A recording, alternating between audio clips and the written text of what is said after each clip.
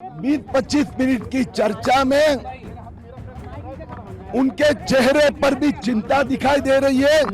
20-25 minute की मुलाकात में उनके चेहरे पर भी चिंता दिखाई दे रही है। ये शब्द हैं महाराष्ट्र से बीजेपी नेता किरीट सोमैया के और कहे गए हैं गृह सचिव अजय भल्ला से मुलाकात के बाद।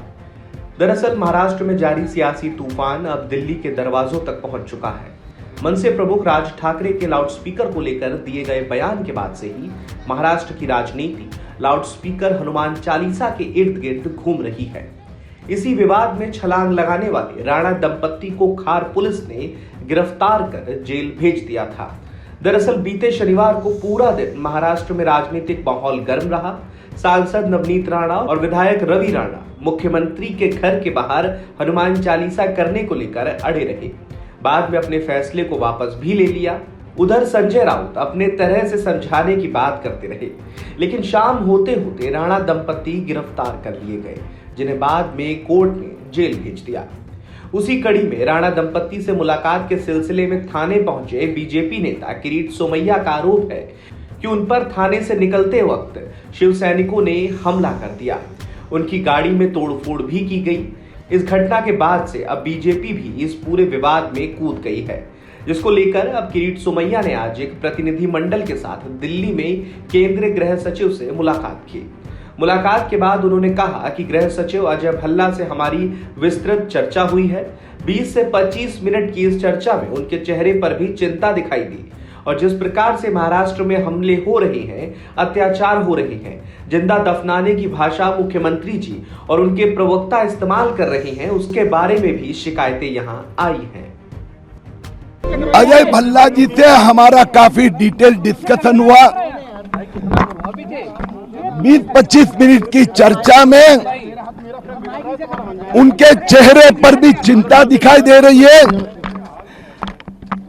जिस प्रकार से महाराष्ट्र में लॉ एंड ऑर्डर सिचुएशन, जो कॉन्स्टिट्यूशनल जिम्मेदारी राज्य सरकार की है, सामान्य नागरिक, चुने हुए प्रतिनिधि, इसके ऊपर जिस प्रकार से हमले होते हैं, अत्याचार हो रहे हैं, धमकियां दी जा रही है, जिंदा दफनाने की भाषा मुख्यमंत्री जी उनके प्रवक्ता कर रहे हैं, इसके बारे में और भी शिकायतें यहां पर आई है, ऐसा ध्यान में आया है। आज हमने ऐसे 7 एग्जाम्पल होम मिनिस्ट्री को दिए हैं। सिर्फ विषय किरीट सोमैया का नहीं है, विषय नेवी ऑफिसर से लेकर एक झुग्गी झोपड़ी में रहने वाले व्यक्ति का मुंडन किया जाता है। नेवल ऑफिसर के घर में शिवसेना के गुंडों उद्धव ठाकरे के कहने पे जाके मारते हैं।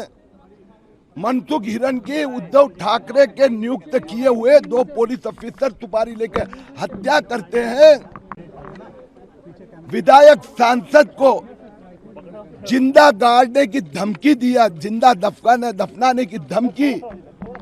और किरीट सोमैया, जिसको Z कैटेगरी सिक्योरिटी केंद्र सरकार ने दी है, उनको पुलिस स्टेशन के परिसर में पुलिसों के उपस्थिति में उनके सहकार्य से 70-80 शिवसेना के गुंडे उनका जान लेने का प्रयास करते हैं। उसके लिए स्पेशल टीम भेजनी चाहिए। परिस्थिति चर्चा चिंताजनक है।